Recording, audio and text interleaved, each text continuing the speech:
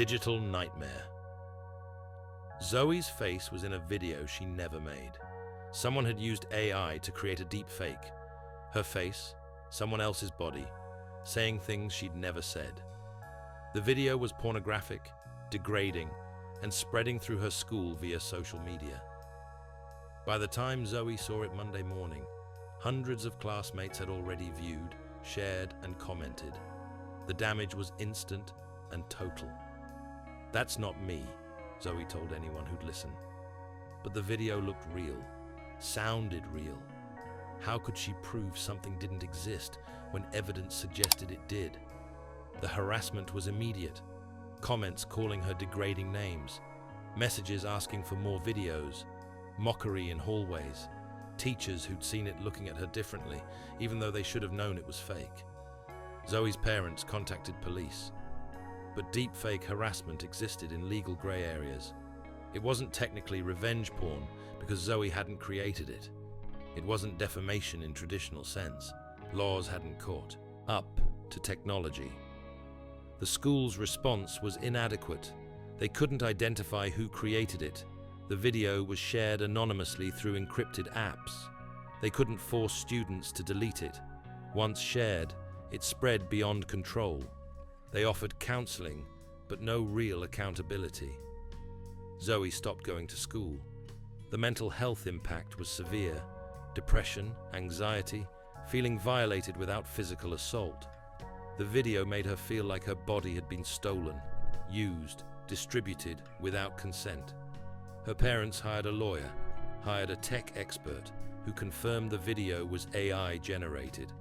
But proving it was fake didn't erase it from internet or from minds of everyone who'd seen it. The tech expert traced the video's origin using metadata, found it was created by 3 students, 2 boys from Zoe's grade who'd been rejected when asking her out, and a girl who resented Zoe's popularity. They'd used free AI tools, Zoe's social media photos, and voice clips from class. Presentations. With evidence, police could finally act. The creators faced charges under laws about distributing harmful digital content. The school expelled them. But Zoe's reputation damage couldn't be expelled. She transferred schools, started therapy for trauma, worked with advocates to change laws around AI-generated harassment, testified before state legislature about how technology enabled new forms of bullying that existing laws didn't address. Deepfakes weaponized consent, Zoe told lawmakers. "Someone used my face and voice to create content I never made. That video will exist forever, somewhere online, even if we take down every copy. That's not a prank, that's digital assault." Her testimony helped pass legislation making deepfake harassment illegal with serious penalties. Creating AI-generated intimate images without consent became a crime. Sharing them became a crime. Schools got funding for digital literacy education. But Zoe knew legislation was only part of the solution. Culture needed to change. Students needed to understand that AI tools weren't just fun tech. They were weapons when used maliciously.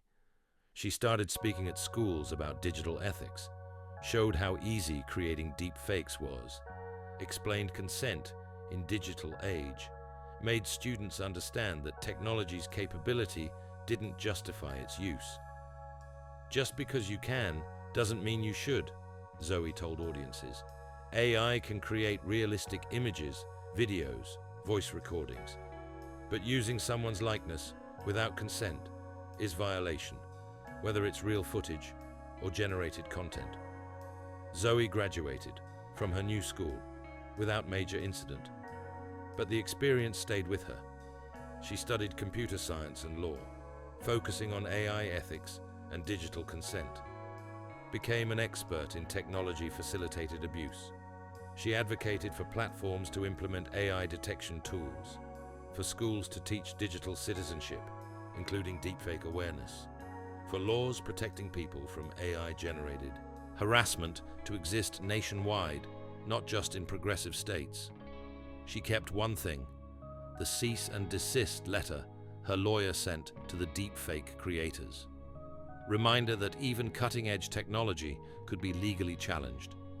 reminder that new forms of bullying required new forms of justice. Technology advances faster than law, Zoe told students, learning about digital ethics. AI tools keep improving, but consent doesn't change.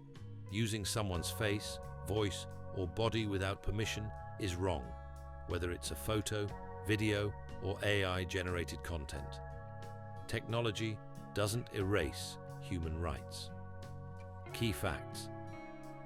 AI deepfakes are increasingly used for harassment, especially targeting women and girls. Creating, sharing deepfakes without consent is illegal in some states, but not federally. Deepfake harassment causes severe psychological trauma, similar to revenge porn. Schools often lack policies or training to address AI-generated bullying. Tech platforms struggle to detect and remove deepfakes before they spread widely.